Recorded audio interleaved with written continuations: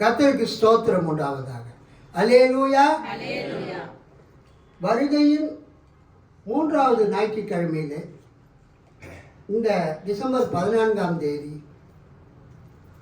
2025வது வருடத்தில்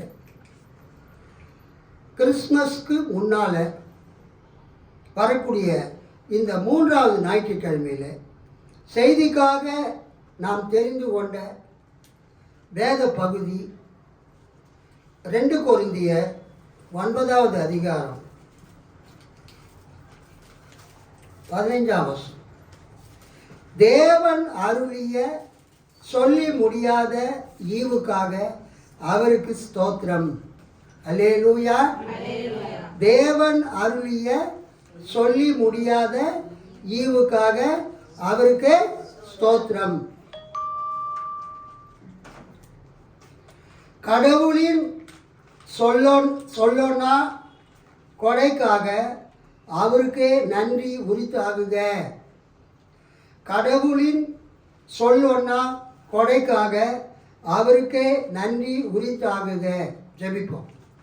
மகா கிருபையும் இரக்கமும் மிகுந்த பரம தந்தையே, இந்த வேலைக்காக ஸ்தோத்திரம். இந்த வருகையின் 3வது ஞாயிற்றுக்கிழமையில் பிரசங்கிக்கும்படியாக நீ கொடுத்த இந்த நல்ல வார்த்தைக்காக ஸ்தோத்திரம்.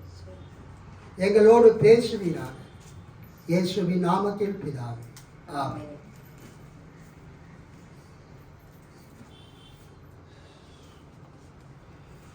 ஆண்டவருக்கு நாம் நன்றி செலுத்துவதற்கு 1000 காரணங்கள் இருக்கிறது. அல்லேலூயா. ஆண்டவருக்கு நன்றி செலுத்துவதற்கு 1000 காரணங்கள் இருக்குது.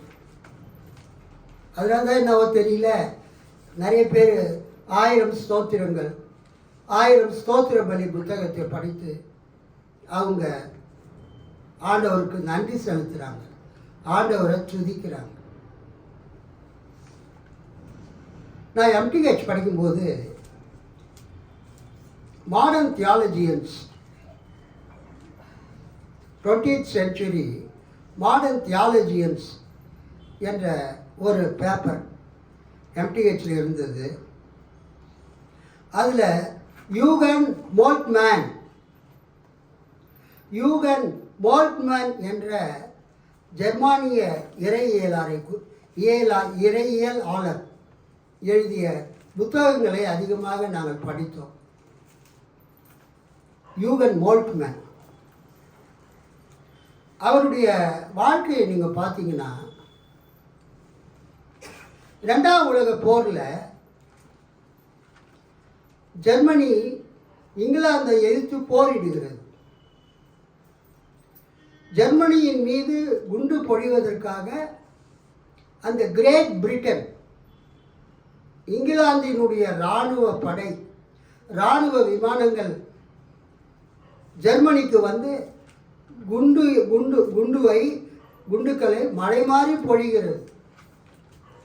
அப்பொழுது அந்த ஜெர்மனியை நோக்கி வரக்கூடிய அந்த பிரித்தானியா இங்கிலாந்து இராணுவ விமானங்களை சுட்டு வீழ்த்தக்கூடிய பணியிலே 2 வாலிபர்கள் ஒரு இடத்துல நிற்க வைக்கப்பட்டிருந்தார்கள். அப்போ அந்த இங்கிலாந்து விமானப்படையின் விமானம் அந்த ஜெர்மனிக்கு பறந்து வந்து இந்த 2 பேர் நிற்கிற இடத்துல குண்டுகளை தொடர்ந்து வீசிக்கொண்டு இருக்கிறது. அப்பொழுது இந்த 2 பேரும் ஒரு சிமெண்ட் மேடையிலே பீரங்கியை வைத்து விமான எதிர்ப்பு அந்த பீரங்கியை வைத்து அந்த விமானத்தை நோக்கி சுட்டு கொண்டிருக்கிறார்கள். இவங்க சுடக்கூடிய அந்த குண்டு அந்த விமானத்தில் போய் பட்டு அந்த விமானத்தை அழிப்பதற்கு முன்பதாக அந்த விமானத்திலிருந்து வந்த ஒரு குண்டு, ஒரு ஏவுகணை இவர்கள் மேலே வந்து விழுகிறது. அந்த விமான எதிர்ப்பை ஏவுகணை வச்சிருக்கிறாங்க.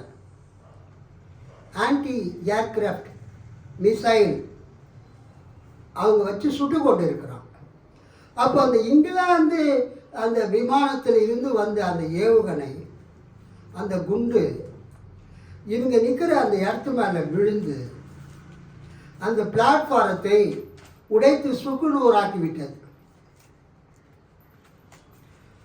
அப்போ அங்கே நிற்கிற 2 பேரில் ஒருத்தர் கீழே விழுந்து ஏஞ்சி பார்க்குறாரு. தான் கூட இருந்த தனது நண்பனுடைய உடல் பீஸாக பீந்து போய் கிழிக்கப்பட்டு இரத்த வெள்ளத்தில் அந்த உடல் அங்கே கிடக்கிறது. அந்த ரத்தம் இவர் மேலே தெரித்து இருக்கிறது. கடவுளே, என்னை மட்டும் ஏன் காப்பாற்றினாய்? என் நண்பனை நீர் எடுத்துக்கொண்டீர். என்னை காப்பாற்றுவதற்கு நான் என்ன நல்லது செய்தேன் உமக்கு? நான் உம்மை நோக்கி ஜெபம் பண்ணுறது கிடையாது, உங்கள் பைபிளை வாசிக்கிறது கிடையாது, ஃபர்ஸ்ட் ஆஃப் ஆல் உம்மை நம்புறதும் கிடையாது. நான் ஒரு அக்னாஸ்டிக், கடவுள் இருக்கிறாரா இல்லையா என்று சந்தேகப்படக்கூடிய ஒரு தகப்பனுக்கு பிறந்தவன். நான் ஒரு அக்னாஸ்டிக். ஆனால் எந்த நோக்கத்துக்காக என்னை நீ மட்டும் காப்பாற்றினீர், என் நண்பனை எடுத்துக்கொண்டீரே என்று சொல்லி ஒரே அழ. யாரு? அந்த பையன், வாலிபமான பையன்.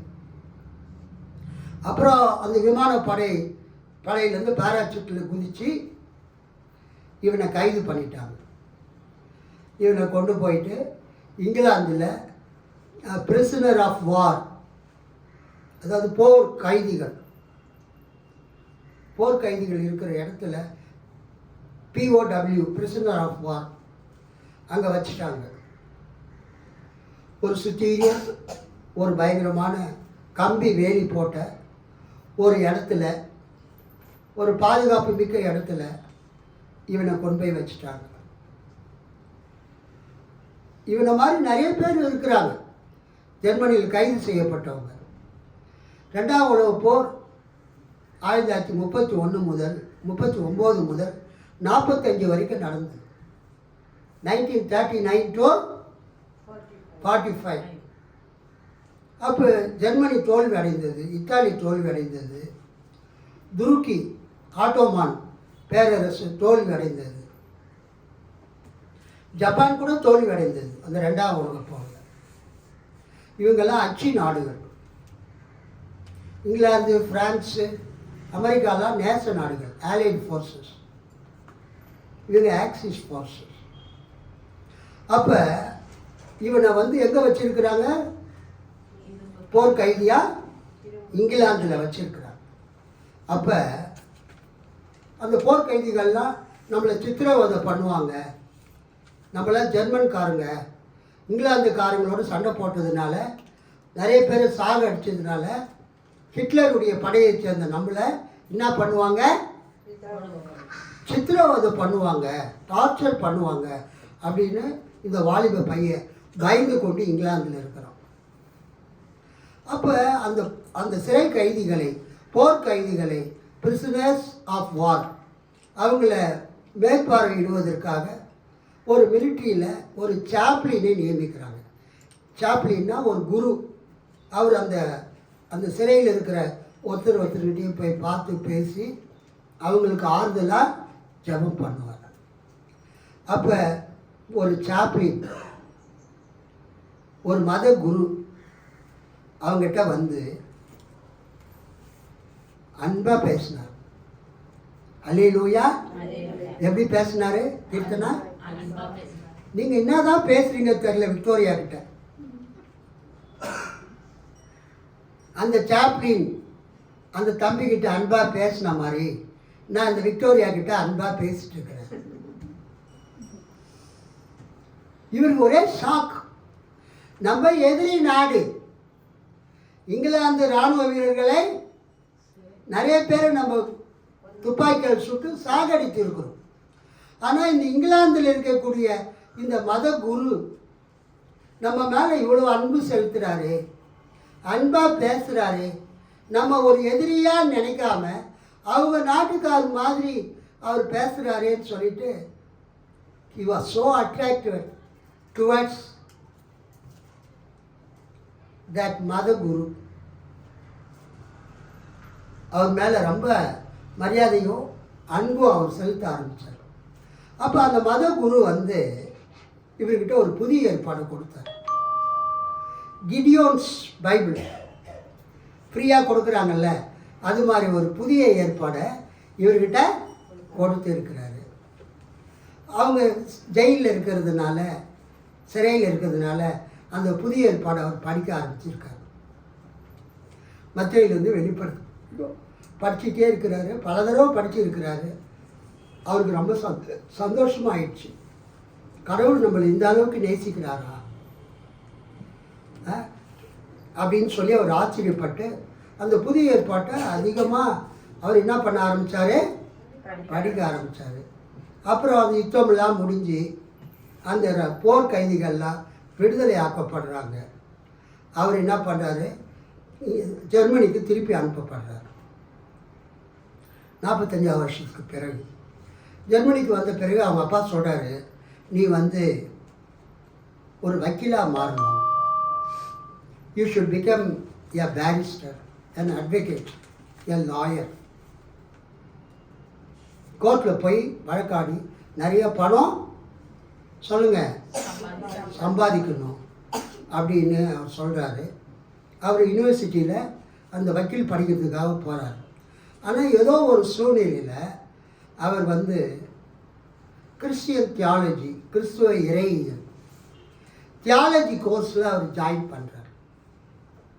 பைபிள் காலேஜ் கோர்ஸ் அந்த யூனிவர்சிட்டியில். அவர் அந்த பைபிள் காலேஜ் கோர்ஸை முடித்து பட்டெல்லாம் பெற்று ஒரு தியாலஜிக்கல் காலேஜில் ப்ரொஃபஸராக மாறிவிட்டார். அல்லேலூயா. அவர் வந்து நிறைய புக்கு எழுதியிருக்கிறார். அந்த புத்தகத்தெல்லாம் நான் எம்டிஹெச் படிக்கும்போது படிக்க கர்த்தர் உதவி செய்தார். அதற்காக கைகளை தட்டி ஆண்டவர் நன்றித்தார். அவர் வாழ்க்கையில் அவர் கேட்ட முதல் கேள்வி, கடவுளே, என் பக்கத்தில் நின்ன என் நண்பன் இறந்து விட்டான், நான் மரிக்காமல் இன்னைக்கு உயிரோடு இருப்பதற்கு என்ன காரணம்? நீர் ஏன் எனக்கு வாழ்வை கொடுத்தீர்? Why did you grant me, give me extension of life? இந்த உலகத்தில் வாழ்வதற்கு நீர் ஏன் எனக்கு வாழ்க்கையை தந்தருளினீர்? அதுக்கு கடவுள் உடனே பதில் சொல்லலை. அதன் பிறகு அவர் வாழ்ந்து திருமணம் செய்து அவரும் நம்மளை மாதிரி ஒரு ஏழையாக தான் இருந்திருக்கிறார். த க்ரூசிஃபைட் காட், சிலுவையில் அறையப்பட்ட கடவுள் அப்படின்னு ஒரு புஸ்தகம் எழுதி அதை வெளியிட்டார். அந்த புஸ்தகத்துக்கு வந்த லாபத்தில் ராயல்ட்டியில் ஜெர்மனியில் ஒரு வீடு வாங்கினார். அவர் என்னம்மா சொல்லுங்க, எப்படி வாங்கினாரு? த க்ரூசிஃபைடு காட், சிலுவையில் அறையப்பட்ட கடவுள், யூகன் மோல்ட்மேன் அந்த புஸ்தகத்தை எழுதி அதனால் வந்த லாபத்தில் ராயல்ட்டியில் ஹி பர்ச்சேஸ்ட் தி ஹவுஸ். அந்த அளவுக்கு அந்த புக்கு ரொம்ப புகழ்பெற்ற புக்காக மாறினது. அநேகர் வாசித்த நிறைய புக்கு எழுதினார். அதில் இது ஒரு சிறந்த புத்தகம். எனக்கு ரொம்ப பிடிச்சமான ஒரு இறையியலாளர், இறையியல் வல்லுநர். சமீபத்தில் நம்ம பைபிள் காலேஜில் ஒரு மாதத்துக்கு முன்னால் நான் டீச் பண்ணிகிட்டு இருந்தேன். இந்த வசனத்தை வச்சு 2 கொரிந்தியர் 9:15, தேவன் அருளிய சொல்லி முடியாத ஈவுக்காக அவருக்கு ஸ்தோத்திரம். அல்லேலூயா. கடவுளின் சொல்லோன்னா கொடைக்காக, கொடைனா அன்பளிப்புக்காக, ஈவுக்காக அவருக்கே நன்றி உரித்தாகுங்க. நான் இதை டீச் பண்ணுற டைமில் ஆவடியில் இருக்கிற யோப்பா ஸ்டாலின் பாஸ்டர் ஐயா, கிறிஸ்துவ ஜப வீட்டினுடைய போதகர், ஆவடி அண்ட்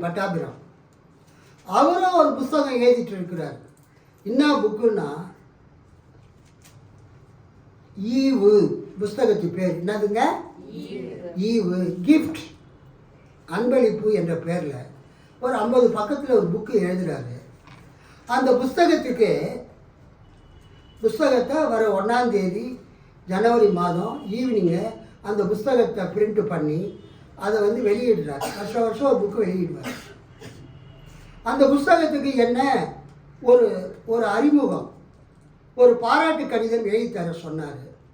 ஒரு 50 பக்கத்துக்கு மேலே. அதெல்லாம் நான் படிச்சுட்டு என்னுடைய கரெக்ஷன்லாம் பண்ணி கொடுத்துட்டேன். ஆனால் இன்னும் அந்த புஸ்தகத்துக்கு அந்த பாராட்டு உரை அறிமுகம் நான் எழுதி தரவில்லை.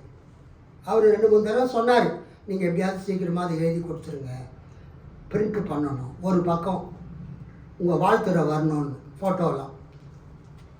அந்த புக்கில் போகிறதுக்காக தான் கோனிகா ஃபோட்டோ ஸ்டுடியோ அண்ணா நகர் போயிட்டு லேட்டஸ்ட்டாக ஒரு ஃபோட்டோ எடுத்தேன். அந்த புக்கில் போகிறதுக்காக தான். சரி, இன்றைக்கி உக்காந்து நம்ம விசுவாசிங்க யாராவது ஒருத்தரை வரவழைச்சு ஒரு பக்கத்துக்கு அந்த வாழ்த்துறையை டிக்கெட் பண்ணி அதை எழுதி ஃபோட்டோ எடுத்து அவருக்கு அனுப்பிச்சிடலாம். அதை அவர் ப்ரெஸ்ஸில் கொடுத்த பிரிண்ட் பண்ணிக்குவார். அதுக்காக உட்காந்து நேற்று மறுபடியுமாக இந்த செய்தியை ஆயத்தப்படுத்த கர்த்தர் உதவி செய்தார். அல்லேலூயா. இது ஒரு நல்ல செய்தி. இதை இன்றைக்கு நாம் கேட்க போகிறோம். பொதுவாக கிறிஸ்மஸ் கார்டில் கிறிஸ்மஸ் கார்டுனா என்னது? Greetings card. இப்போல்லாம் யாரும் கிறிஸ்மஸ் கிரீட்டிங்லாம் அனுப்புறது கிடையாது. எல்லாமே சூப்பர் ஃபோனில் வாட்ஸ்அப்லேயே happy birthday, happy wedding anniversary, happy new year எல்லாமே நம்ம வாட்ஸ்அப்லேயே அனுப்பிச்சிடுறோம் அல்லது இமெயில் அனுப்பிச்சிடுறோம். ஒரு 10 வருஷத்துக்கு முன்னால் பார்த்தீங்கன்னா கிறிஸ்மஸ் கிரீட்டிங்ஸ் கார்டு அதிகமாக சேல்ஸ் ஆகும். இஎல்எஸ்ஸு, சிஎல்எஸ்ஸு, அப்புறம் பல கடைகளில் போயிட்டு மக்கள் நிறையா கிறிஸ்மஸ் கிரீட்டிங்ஸ் கார்டெலாம் வாங்கி அனுப்புவாங்க. அந்த கிறிஸ்தவங்க அனுப்பக்கூடிய கிறிஸ்மஸ் கிரீட்டிங்ஸ் கார்டில் நிறைய வசனம் இருக்கும். அதில் ஒரு வசனம் என்னன்னா இந்த வசனம். என்ன வசனம்? தேவன் அருளிய சொல்லி முடியாத ஈவுக்காக அவருக்கு ஸ்தோத்திரம். யோசேப்பு நிற்பார், அவர் பக்கத்தில் மேய்ப்பர்கள் இருப்பாங்க, ஆடுகள்லாம் இருக்கும், மாட்டு தொழுவத்தில் மாடு இருக்கும். 3 சாஸ்திரிகள் வந்து அன்பளிப்புகளை வச்சு இயேசு பாலகனுடைய அந்த பாதத்தில் விழுந்து அவர் வணங்குவாங்க. மரியாள் கையில் இயேசு குழந்தை அந்த பிள்ளை இருக்கும். இது அழகாக டிசைன் பண்ணி கீழே ஒரு வசனம் போடுவாங்க. தேவன் அருளிய சொல்லி முடியாத ஈவுக்காக அவருக்கு ஸ்தோத்திரம். கிறிஸ்மஸ் கார்டுகளில் அதிகமாக பயன்படுத்தக்கூடிய ஒரு வசனம் இது. அல்லது நமக்கு ஒரு பாலகன் பிறந்தார், நமக்கு ஒரு குமாரன் கொடுக்கப்பட்டார், ஏசாயா 9:6 இருக்கும். அல்லது இதோ ஒரு கன்னிகை கர்ப்பவதியாகி ஒரு குமாரனை பெறுவார், ஏசாயா 7:14 இருக்கும். ஆனால் பொதுவாக கிறிஸ்மஸ் கிரீட்டிங்ஸ் கார்டில் இந்த வசனம் தான் இருக்கும். தேவன் அருளிய சொல்லி முடியாத ஈவுக்காக அவருக்கு ஸ்தோத்திரம். யூகன் மோல்ட்மேன் கர்த்தரை கேள்வி கேட்டார். என் நண்பன் இறந்து விட்டான், என்னை மட்டும் காப்பாற்றினீர், நான் உமக்கு எப்படி நன்றி சொல்கிறதுன்னு தெரியலையே. I don't know how to express my gratitude to you. I don't know how to save my thanks to you. Moltmann அழுதார், கையை தூக்கி ஆண்டவர்கிட்ட. இன்னைக்கு நம்ம வாசிக்கிற இந்த வசனம் தேவன் அருளிய சொல்லி முடியாத ஈவுக்காக அவருக்கு ஸ்தோத்திரம். ஒரு பாட்டு இருக்குது, தெரியுமா உங்களுக்கு? என்ன பாட்டு? பாரு, என்னப்பா இவங்க ரூச்சலமாக ஒன்றுமே தெரியாதுன்னு நான் நினச்சிக்கிறேன். இன்னும் அழகாக பாடுறாங்க பாரு. தேவன் அருளிய சொல்லி முடியாத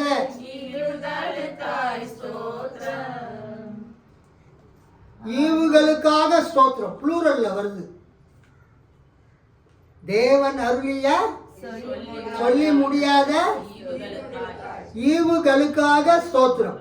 ஆனால் உங்க பைபிளில் பாருங்க எப்படி இருக்குது,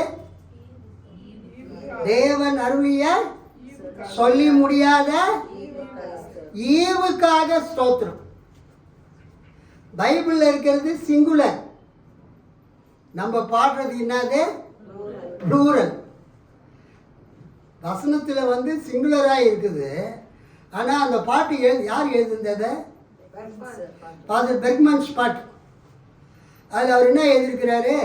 தேவன் அருளிய சொல்லி முடியாத ஈவுகளுக்காய் ஸ்தோத்திரம். அவர் அது பண்பையில் பாடிட்டார்.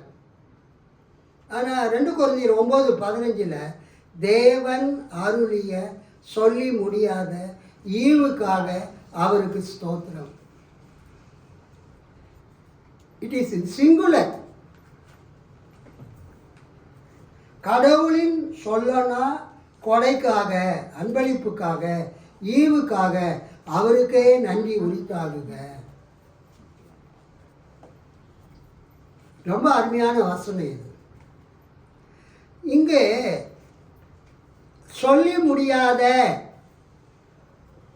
என்ற தமிழ் வார்த்தை ஓல்டு வெர்ஷன் பவர் மொழிபெயர்ப்பில் சொல்லி முடியாத, திருவிவிலியம் பொது மொழிபெயர்ப்பு கத்தோலிக்க மொழிபெயர்ப்பில், இப்பொழுது திருத்தப்பட்ட மொழிபெயர்ப்பில் கடவுளின் சொல்லனா கொடைக்காக அவருக்கே நன்றி உரித்தாகுக. சொல்லொன்னா கொடைக்காக, சொல்ல முடியாத கொடைக்காக, வார்த்தைகளால் விவரிக்க முடியாத கொடைக்காக. கொடைன்னா இந்த கொடை கிடையாது, இது வந்து குடை. இது வந்து என்னதுங்க? கொடை, கொடை வள்ளல். அன்பளிப்புக்காக, தேவன் அருளிய சொல்ல முடியாத அன்பளிப்புக்காக அவருக்கே ஸ்தோத்திரம்.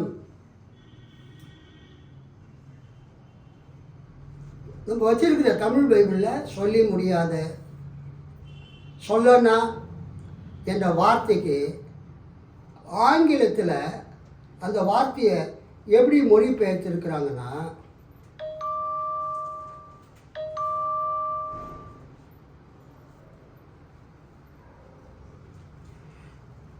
not expounded in full, அதாவது முழுமையாக விவரிக்க முடியாத. not expounded in full, முழுமையாக விவரிக்க முடியாத. indescribable, விவரிக்க முடியாத. unspeakable, சொல்ல முடியாத என்று ஆங்கிலத்தில் மொழிபெயர்த்திருக்கிறாங்க. இந்த சொல்லி முடியாத சொல்லனா என்ற வார்த்தைக்கு இங்கிலீஷில் அன்ஸ்பீக்கபிள், இன்டிஸ்கிரைபபிள் என்று வருகிறது. இதுக்கு கிரேக்க வார்த்தை என்னன்னா அனெக்டைகெட்டோஸ். அனெக்டைகெட்டோஸ் ஒரே வார்த்தை, அனெக்டைகெட்டோஸ். இந்த அனெக்டைகெட்டோஸ் என்ற கிரேக்க வார்த்தை புதிய ஏற்பாட்டில் இந்த ஒரு இடத்துல தான் வருது.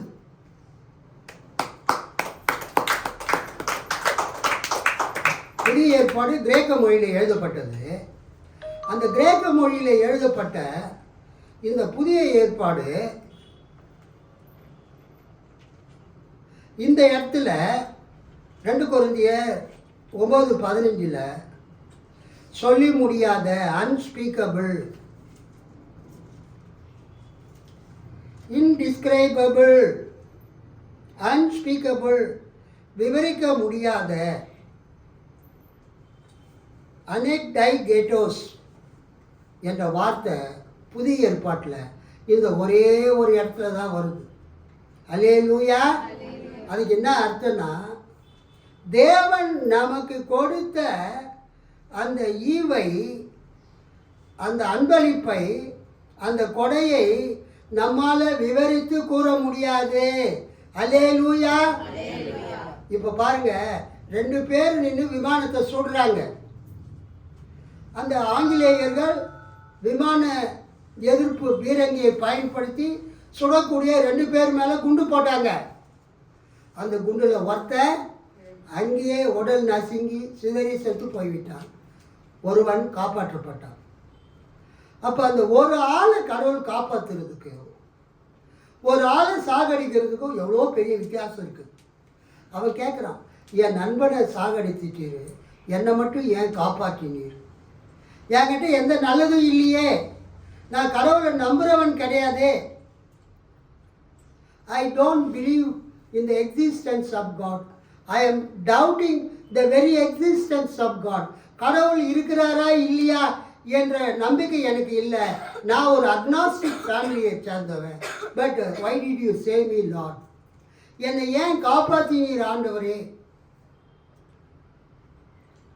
கர்த்தர் அவன் மேலே சொல்ல முடியாத இரக்கத்தை, சொல்ல முடியாத அன்பை அவன் மேலே வச்சிருந்தார்.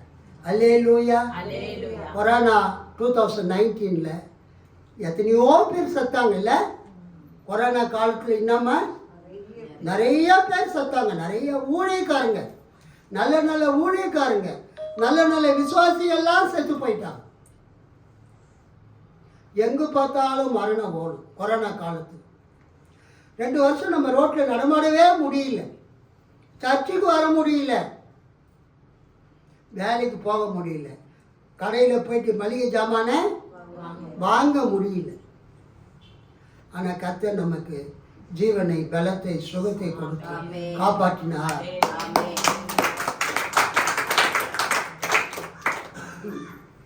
ஒரு என்கிட்ட நிறைய பைபிள் கமெண்ட்ரி இருக்குது.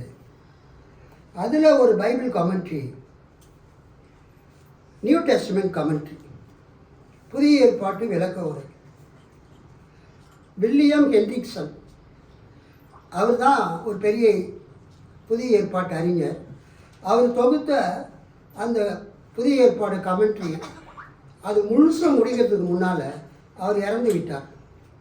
அவர் மரணத்துக்கு பிறகு அமெரிக்காவில் Simon J Kistemaker, Simon J Kistemaker என்பவர் அது மீதி பகுதியை கமெண்ட்ரியை எழுதி முடித்தார், அந்த சீரீஸை.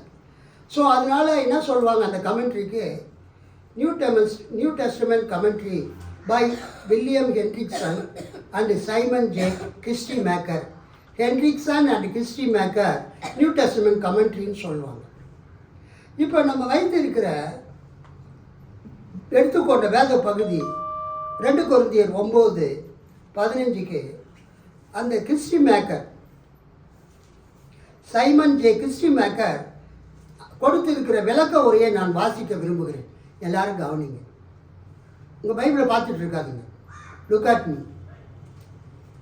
சைமன் ஜே கிறிஸ்டி மேக்கர் இந்த 2 கொரிந்தியர் 9:15 அவர் என்ன விளக்கம் கொடுக்கிறார் பாருங்க.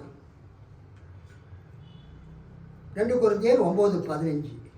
Thanks be to God for his indescribable gift.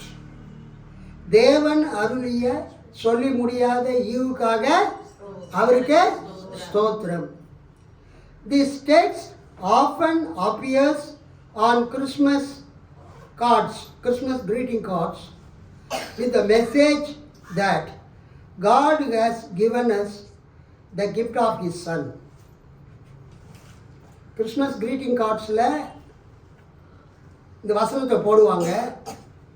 அப்போ நம்ம படிக்கும்போது என்ன நினைப்போம், தேவன் நமக்கு அவருடைய குமாரனையே ஒரு கிஃப்டாக, அன்பளிப்பாக கொடுத்திருக்கிறார் என்று நாம் நினைப்போம். No one questions the truth of this message. அந்த கிறிஸ்மஸ் கிரீட்டிங் கார்டில் தேவன் அருளிய சொல்லி முடியாத ஈவுக்காக அவருக்கு ஸ்தோத்திரம் போட்டு, இயேசு கிறிஸ்து தான் தேவன் நமக்கு அருளிய சொல்லி முடியாத ஈவு என்பதை நம்ம யாருமே என்ன பண்ணுறதில்ல, சந்தேகப்படுறது இல்லை. But those readers who take the time to look at the context of this verse immediately notice that Paul says nothing about Jesus' birth.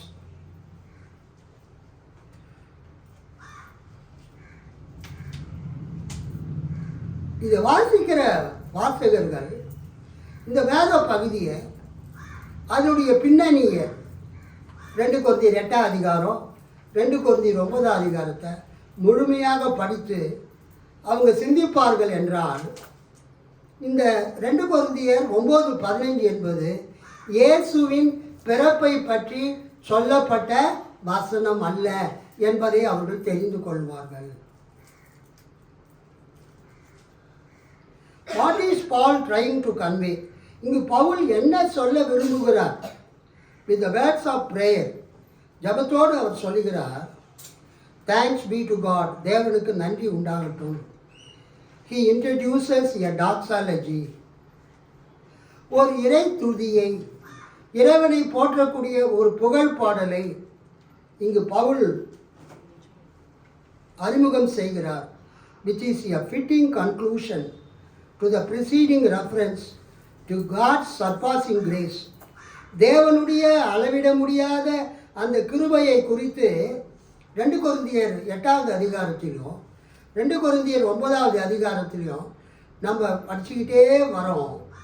15ஆம் வசனத்தில் பவுல் கடவுளை போற்றும் வண்ணமாக, கடவுளை துதித்து நிறைவு செய்யும் வண்ணமாக தேவன் அருளிய சொல்லி முடியாத ஈவுக்காக அவருக்கு ஸ்தோத்திரம் என்று கூறுகிறார்.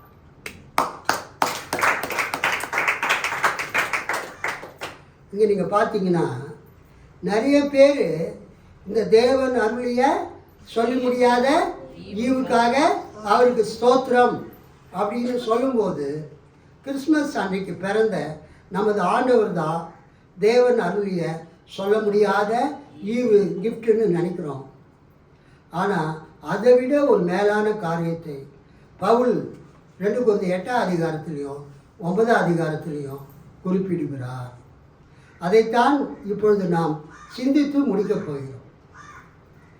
அப்போஸ்தலர் 11 அதிகாரம், அப்போஸ்தலர் 11 அதிகாரத்தை எடுத்துக்கொள்ளுங்கள். அப்போஸ்தலர் 11 அதிகாரத்தில் 27 ஒருத்தர் படிங்க. அந்நாட்களிலே எருசலேமில் இருந்து சில தீர்க்கதரிசிகள் அந்தியோகியாவுக்கு வந்தார்கள். அவர்களில் ஒருவனாகிய அகபு என்பவன் எழுந்து, உலகமெங்கும் கொடிய பஞ்சம் உண்டாகும் என்று ஆவியானவராலே அறிவித்தான். அது அப்படியே கிலவுதி ராயனுடைய நாட்களிலே உண்டாயிற்று. அப்பொழுது சீஷரில் அவரவர் தங்கள் தங்கள் திராணிக்கு தக்கதாக யூதேயாவில் குடியிருக்கிற சகோதரருக்கு உதவியாக பணம் சேகரித்து அனுப்ப வேண்டும் என்று தீர்மானம் பண்ணினார்கள். அப்படியே அவர்கள் சேகரித்து பர்னபா, சவுல் என்பவர்களுடைய கையிலே கொடுத்து மூப்பரிடத்திற்கு அனுப்பினார்கள். அல்லேலூயா சொல்லாம? அல்லேலூயா. அப்போஸ்தலர் 11 அதிகாரத்தில் 26ஆம் வசனத்தை பார்த்தீங்கன்னா அங்கே தான் கிறிஸ்தவர்கள் என்கிற பேர் முதலாவது உண்டாகிறது.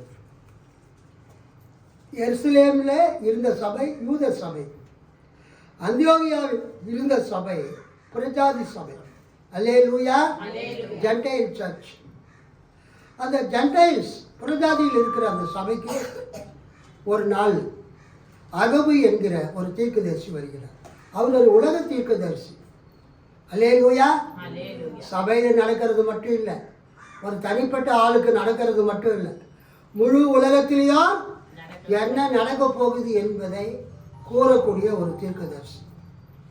அந்த அகபு சொல்றாரு, உலகமெங்கும் கொடிய பஞ்சம் உண்டாகும் என்று ஆவியானவராலே அறிவித்தார். அது அப்படியே கிளவுதி ராயனுடைய நாட்களில் உண்டாயிற்று. கிளவுதிய ராயனா சீசர் கிளவுதியஸ். சீசருடைய காலத்தில் அந்த பஞ்சம் ஏற்பட்டது. எப்படின்னா கிபி 41 இருந்து கிபி 54 வரைக்கும். கிபி 41 இருந்து 54 வரைக்கும் உலகத்தை ஆட்சி புரிந்த கிளவுதி ராயன், ரோம பேரரசர் கிளவுதியின் நாட்களில் அந்த உலகமெங்கிலும் பஞ்சம் ஏற்பட்டது. மக்களுக்கு சாப்பிட்றதுக்கு சாப்பாடு இல்லாமல் நிறைய பேர் செத்து போனாங்க.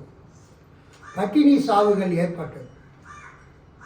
அந்த அகபு என்பவர் ஒரு கிறிஸ்டியன் ப்ராஃபட். அல்லேலூயா.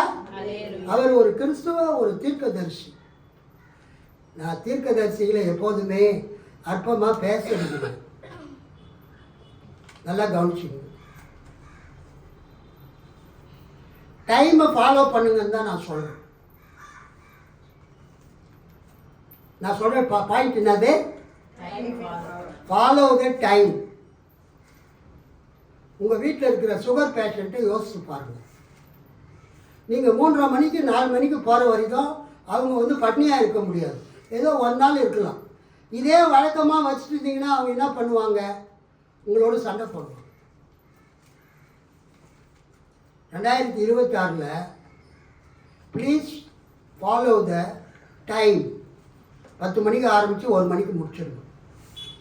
அதுக்கு மேலே யாரும் நீங்கள் சர்ச்சில் இருக்கக்கூடாது. கூட்டிகிட்டு அவங்கவுங்க வீட்டுக்கு போயிடணும். அல்லேலூயா.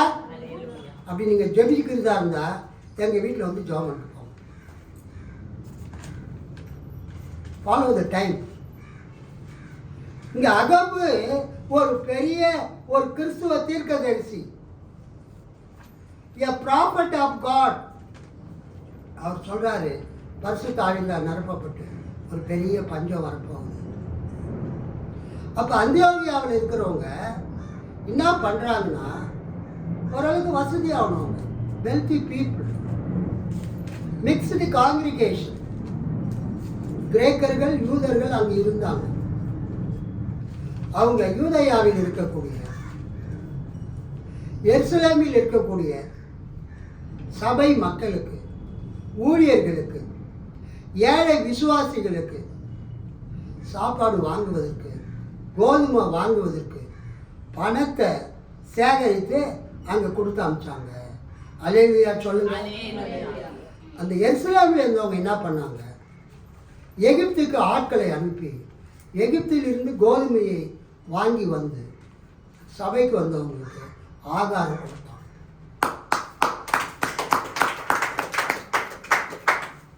இப்படிப்பட்ட சூழ்நிலையில் அப்போஸ்தலனாகிய பவுல் 3 முறை மிஷனரி ஊழியத்துக்கு போனார். 2வது தடவையும் 3வது தடவையும் பவுல் வந்து கொரிந்தியருக்கு போகிறார். கொரிந்துக்கு போகும்போது அது 54, 55, 56 எபேசுவில் இருந்து கொரிந்துக்கு கடிதம் எழுதினார். அல்லேலூயா. ஸோ பவுல் எழுதின பெரிய நிருபங்கள் ரோமர் நிருபம், 1 கொரிந்தியர் நிருபம், 2 கொரிந்தியர் நிருபம், பெரிய நிருபங்கள், மேஜர் எபிசோட்ஸ் அல்லது லார்ஜர் எபிசோட்ஸ். அதில் அவர் சொல்கிறாரு 8ஆம் அதிகாரத்தில் 9ஆம் அதிகாரத்தில் எருசலேமில் இருக்கக்கூடிய சபைக்கு, எருசலேமில் இருக்கிற ஏழை மக்களுக்கு நாம் நமது பணத்தை நாம் கொடுத்து அவங்க கோதுமை வாங்கி சாப்பிடும்படியா அவங்களுக்கு நம்ம உதவி செய்யணும். அல்லேலூயா அப்படின்னு அவர் சொல்கிறாரு. கிரேக்க நாட்டில் வடக்கு பகுதி மக்கதோனியா என்று அழைக்கப்பட்டது, மாசிடோனியா. கிரேக்க நாட்டின் தெற்கு பகுதி அகாயா என்று அழைக்கப்பட்டது. அந்த மக்கதோனியாவில் இருக்கிறவர்களும் அகாயாவில் இருக்கிறவங்களும் புறஜாதிகள். அல்லேலூயா. ஆனால் அவங்க கிறிஸ்டின் ஆகிட்டாங்க. பவுல் சொல்கிறாரு, நாம் இயேசு ஏற்றுக்கொண்டது போல அந்த எருசலேமில் இயேசு ஏற்றுக்கொண்ட சபை இருக்கிறது. அவங்க பஞ்சத்தில் வாடிட்டு இருக்கிறாங்க. நாம் அவங்களுக்கு என்ன பண்ணணும்? உதவி செய்யணும். அந்தியோகியாவில் இருக்கிறவங்க பணத்தை சேகரித்து அவங்க கொடுத்து அனுப்பினாங்க. அது மாதிரி நாமும் என்ன செய்ய வேண்டும்? அந்த எருசலேமில் இருக்கிற பரிசுத்தவான்களுக்கு, விசுவாசிகளுக்கு, ஊழியர்களுக்கு ஆகாரத்தை வாங்கும்படியாக நம்ம பணத்தை சேகரித்து அனுப்ப வேண்டும் அப்படின்னு சொல்லிட்டு 8ஆம் அதிகாரத்திலையும் 9வது அதிகாரத்திலையும் பணத்தை சேர்க்கறதை பற்றி சொல்கிறார். ஒரு அல்லேலூயா சொல்லாமா? கர்த்தருக்கு ஸ்தோத்திரம். முதல்ல நம்ம சர்ச்சினுடைய பழைய அந்த காணிக்கை கவரில் ஒரு வசனம் போடுவோம். உற்சாகமாய் கொடுக்கிற இடத்துல தேவன் பிரியமாய் இருக்கிறார். உற்சாகமாய் கொடுக்கிற இடத்துல தேவன் பிரியமாய் இருக்கிறார்.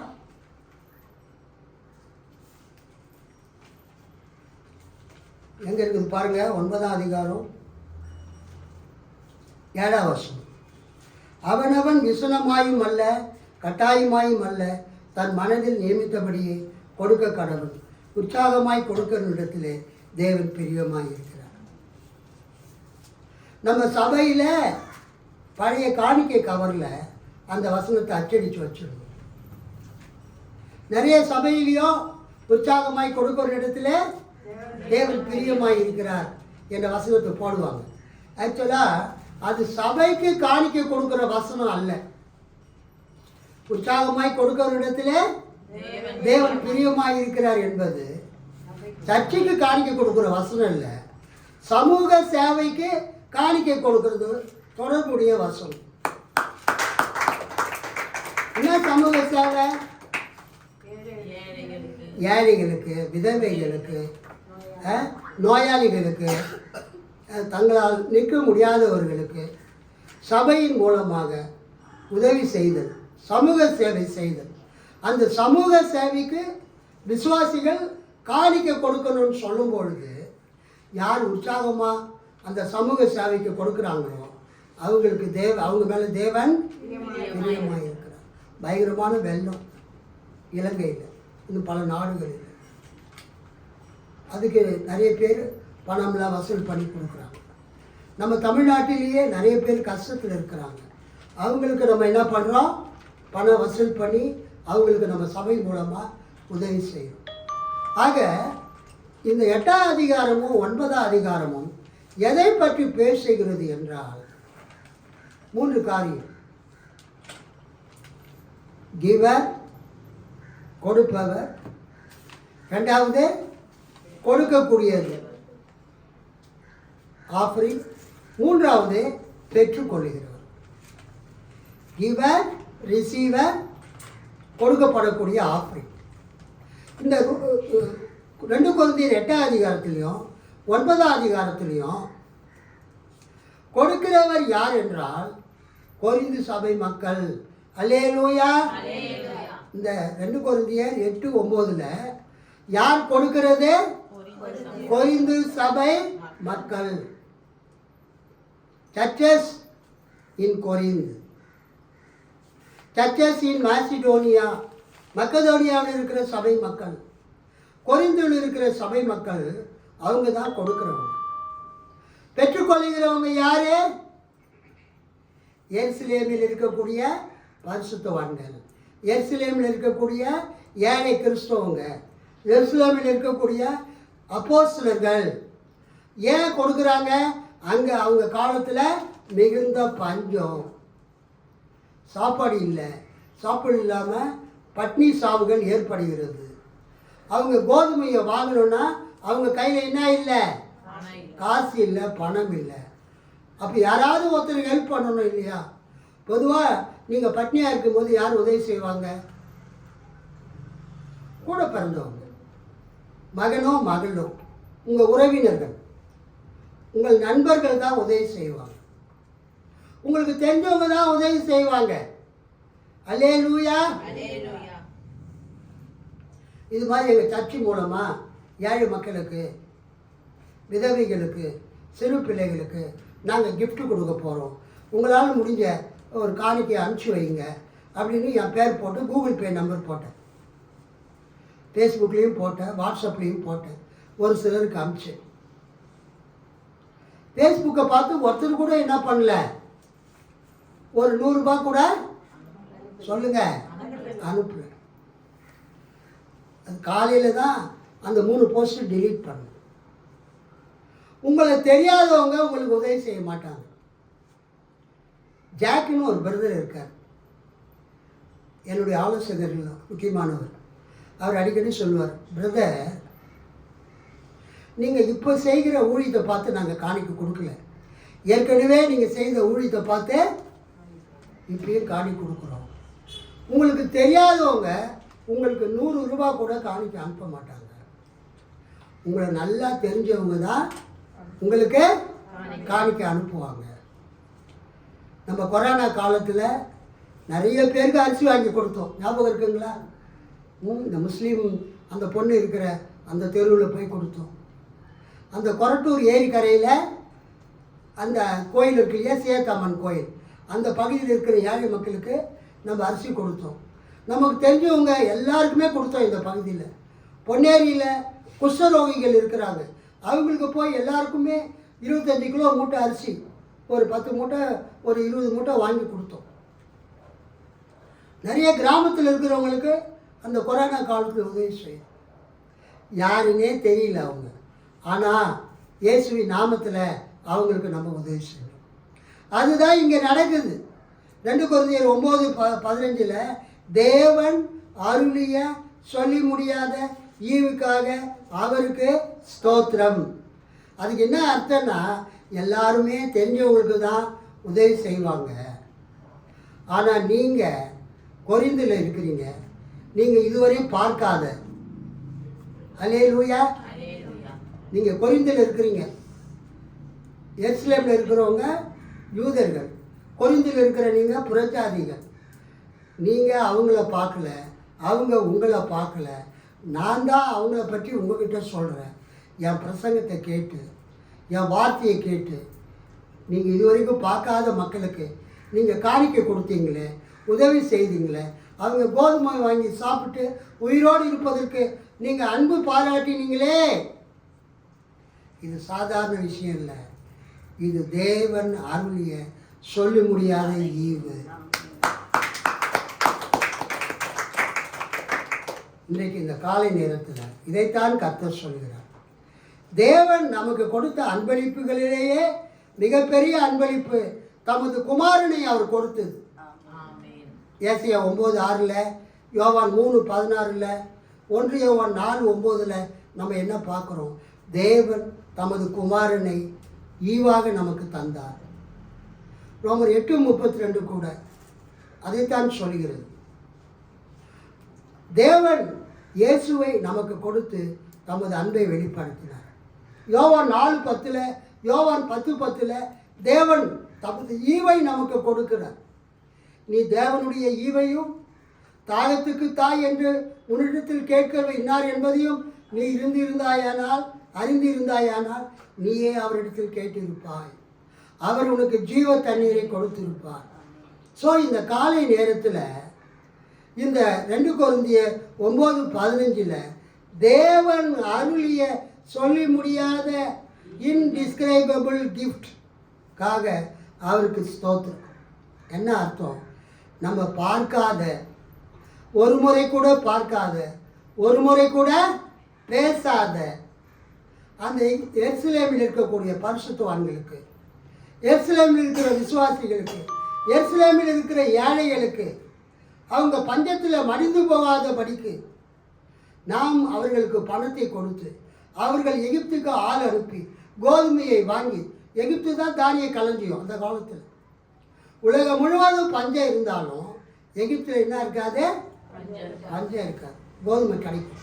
அந்த கோதுமையை வாங்கிட்டு வர செய்து அவங்க பசியில் மாண்டு போகாமல் காப்பாற்றினீர்களே. அதுக்கு யார் காரணம்? தேவன் உங்களுக்கு கொடுத்த சொல்லி முடியாத ஈவு. அல்லேலூயா. தேவனுடைய சொல்லி முடியாத ஈவை நீங்கள் கேட்டு, நீங்கள் உணர்ந்து, உங்களுடைய மனதையும் உங்கள் இதயத்தையும் உங்கள் பணப்பைகளையும் உங்கள் பொக்கிஷங்களையும் திறந்து எருசலேமில் இருக்கிற நீங்கள் பார்க்காத அந்த விசுவாசிகள் காப்பாற்றப்படும்படியாக உதவி செய்தீர்களே. இதுதான் தேவன் அருளிய சொல்லி முடியாத ஈவு. அதற்காக நான் தேவனுக்கு நன்றி செலுத்துகிறேன் என்று பவுல் சொல்லி முடிக்கிறார்.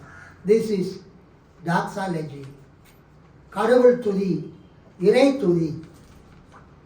இன்றைக்கு நம்முடைய சபையில் அநேக தேவைகள் இருக்கிறது. நான் அனௌன்ஸ் பண்ணேன், கிட்டத்தட்ட 3/4 தேவைகளை கர்த்தர் நீங்கள் கொடுத்த காணிக்கையை வைத்து சந்தித்தார்.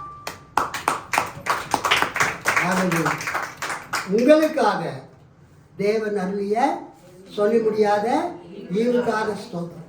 தேவன் உங்கள் இதயத்தை திறந்தார். தேவனுக்கு நேராக, சபைக்கு நேராக, சக விசுவாசிகளுக்கு நேராக, நீங்கள் பார்த்திராத மக்களுக்கு நேராக கொடுக்கும்படியான காணிக்கை கொடுக்கும்படியான ஒரு இதயத்தை கொடுத்தாரே, அதுதான் தேவன் அருளிய சொல்ல முடியாத ஈவு. அதற்காக ஆண்டவருக்கு ஸ்தோத்திரம். கர்த்தர் உங்களை ஆசீர்வதிப்பாராக. ஆமென்.